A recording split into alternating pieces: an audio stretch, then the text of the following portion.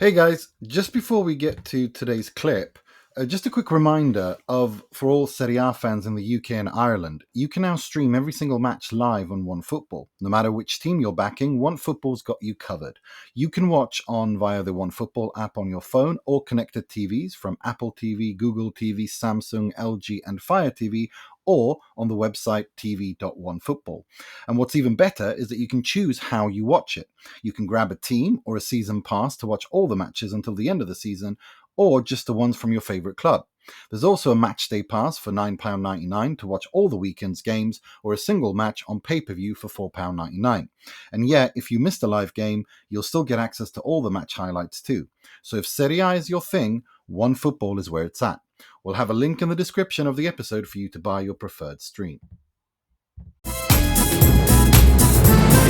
Welcome to the Italian Football Podcast. So let's talk about the Coppa Italia final now. Let's preview the Coppa Italia final. So it's on Wednesday at 2100 CET at the Stadio Olimpico.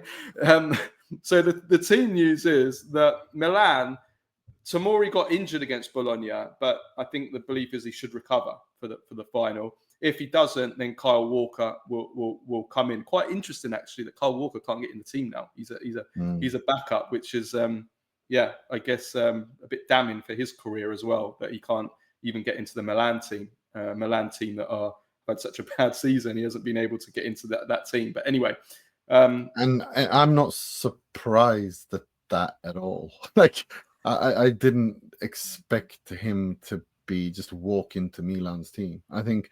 Well, you would think with the right backs that they had, when it's Emerson Royale or Calabria, you think that he's got enough to get into the right back. But in the end, they've changed the formation, which probably penalised him as well. But anyway, Fofana should return from injury at centre midfield.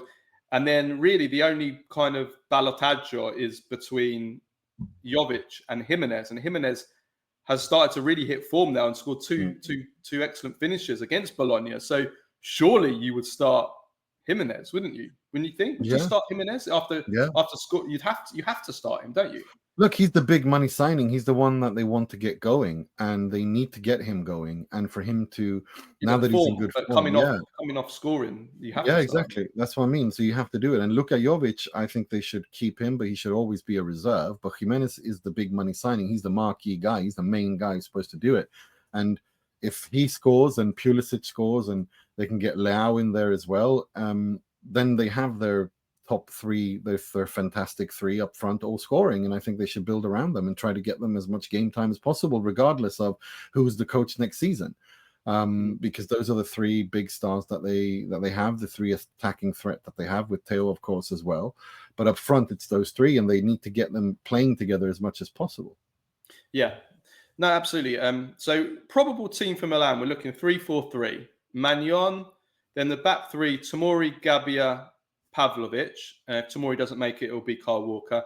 Then Jimenez, Fofana, Reinders, and Theo across the midfield. I think that's for certain. And then Pulisic, Jimenez, and Rafael Leao. Or if it's not Jimenez, it will be Jovic, as we said, and that will be the front three. As for Bologna, so they've got some important players back from injury, and they've got Ferguson and Miranda will come back into the team.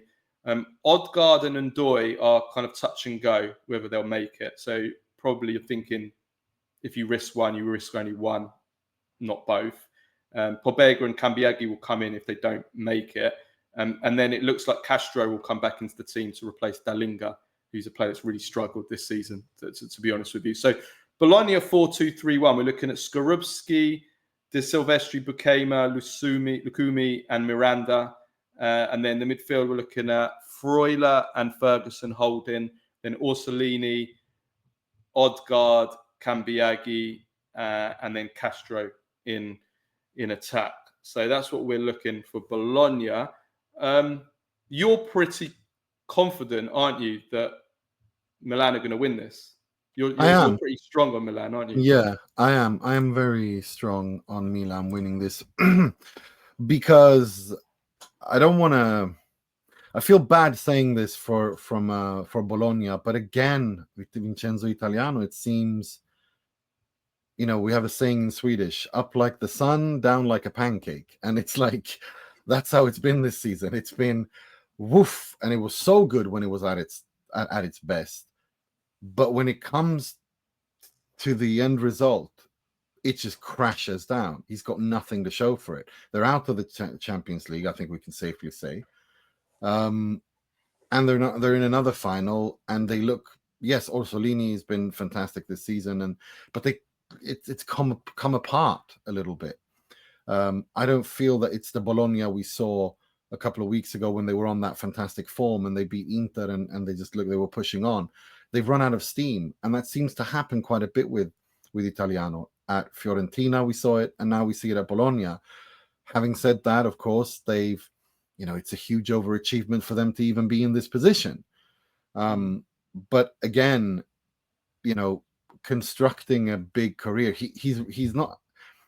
I don't like understand what I'm saying here. I'm saying he's done a good job, and the football they're playing is fantastic, but he's running out of if he doesn't get that filigrina sulla torta, the crowning achievement with a Bologna, with a Fiorentina, it's going to be more of a Spalletti career where always the bridesmaid, never the bride. It would be very, very sad. More than him constructing a career that could take him to the highest avenues and the highest and biggest clubs, because the football he plays in modern football should have him at those biggest places. But if he keeps not getting that crowning achievement at Bologna or Fiorentina, etc., keeps missing out almost, I wonder if that doesn't become the thing, because you know how Italian football is. It's very ruthless. It's about the results at the end of the day, no matter how Italian football is also superstitious as well. Like, I remember Carlo Ancelotti, like when he was at Juventus, and they kept saying that he was, that he was a loser manager. He just didn't have that. But the superstition comes in, and you think, oh, this is just a manager you can never imagine winning. And that is a kind of an old-fashioned, outdated mentality in Italian football. With Italiano, I think it's the one he should have won was the one against Olympiacos. That's the one where you can criticize him. The others, the other finals, you can say, look, they're underdogs to win those finals, and some of them. Yeah, but the West Ham game, the way that he handled the West Ham final is just I can't get over that. It was so poorly handled. I mean, they're the underdogs for that, but it was the goals was ridiculous. They conceded from Bowen, wasn't it? Right at the end, it was just that was peak Italiano defending. But I don't think. Listen, I think that if he's doing this at clubs that are expected to win trophies, that he keeps losing finals, then we can say yes, that's an issue. But when you're losing finals at a team that are not even expected to win them, with the exception of the Olympiacos one, because Fiorentina were the stronger team, and they completely flopped in that final. They played a bad final and they lost. That one, I agree with you. The others, I think that, for me, it's just more sad than anything else. If they were to lose this final again, I feel awful for him. That's 4 finals. Four. Is it 4? Is this the 4th one? Yeah, I think so. I mean, he's got 2 Conference League. He lost the Coppa Italia final as well to Inter with Fiorentina. Yeah, to Inter, wasn't it? Yeah. So it'll be 4 finals lost in 2-3 years. That's but for Milan, when was the last time Milan won the Coppa Italia? 2002, I think. And they've not. It's funny because we had a segment earlier on the season when Roma lost their shit with Roberto Rossetti, and Claudio Ranieri was furious with Roberto Rossetti. And Roberto Rossetti, if you go back and check that out, Roberto Rossetti was that when Roma's Rossetti Wars, as I call them, started, was the Coppa Italia final against Milan. That Coppa Italia final. Yeah, Milan have never done well in the Coppa Italia. It's been weird, isn't it? They've always done fantastically in the Champions. They might even have more Champions Leagues than Coppa Italias. I'm not sure. Might have to double check that. But yeah, they don't do, even when they had the great kind of like Sacchi, Capello. I mean, this year, this shirt I'm wearing here, this is a beauty, isn't it? Yeah. This one is from 90.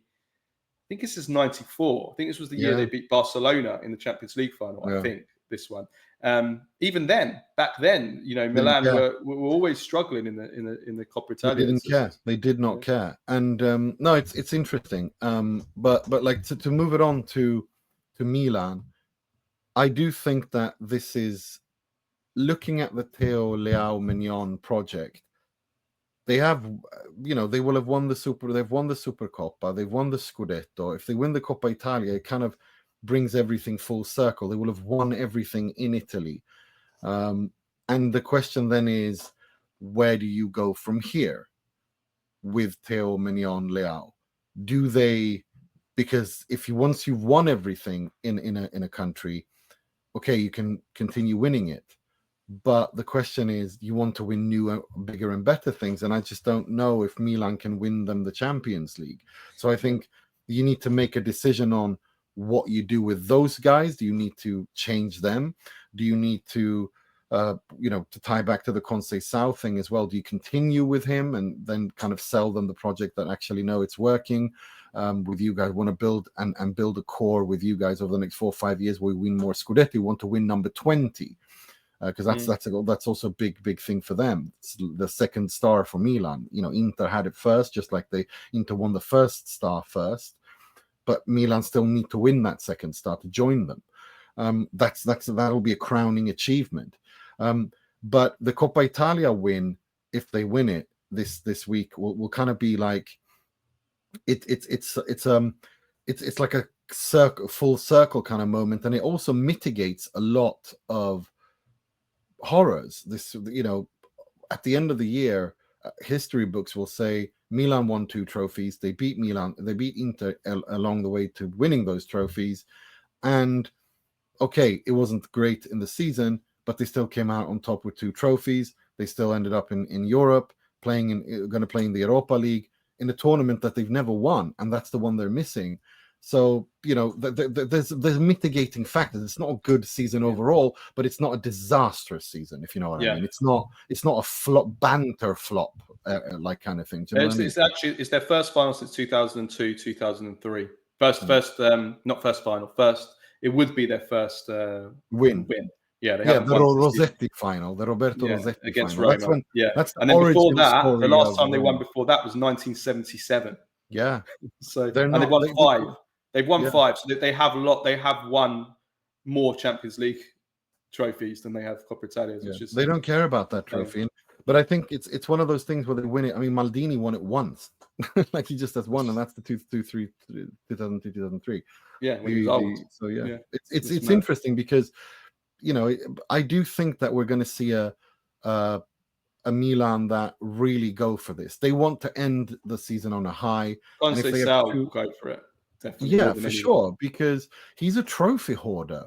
And I'm sorry, but winning mentality. Also, he knows he's leaving, so he's leaving, so he wants to win the trophy. Yeah, I know that, but I mean, overall, the reason what I'm saying is they should keep him if he wins it, because I think that kind of a trophy hoarder at managerial level, like Sergio Conceicao, is not. They don't grow on trees, and that kind of winning mentality and character that it takes for a team to come back from goals down and win. That's not by chance that it's him doing that. The fact that he, despite a poor season, could end up with 2 trophies, that's very Sergio Conceicao. I think you think very long and hard before you get rid of Conceicao to bring in whoever you bring in, if he were to win this final. And also, if you look at, like you said, Theo and Leao in this system, he's found a way to make it work and get the most out of them, whilst also creating some form of defensive stability as well, which is going to be an issue for whoever takes over from Sergio Conceicao anyway, unless you sell Theo. Unless you sell. For sure. We'll talk about that after the game. Nima's going to do a post-match reaction after the game on Wednesday evening.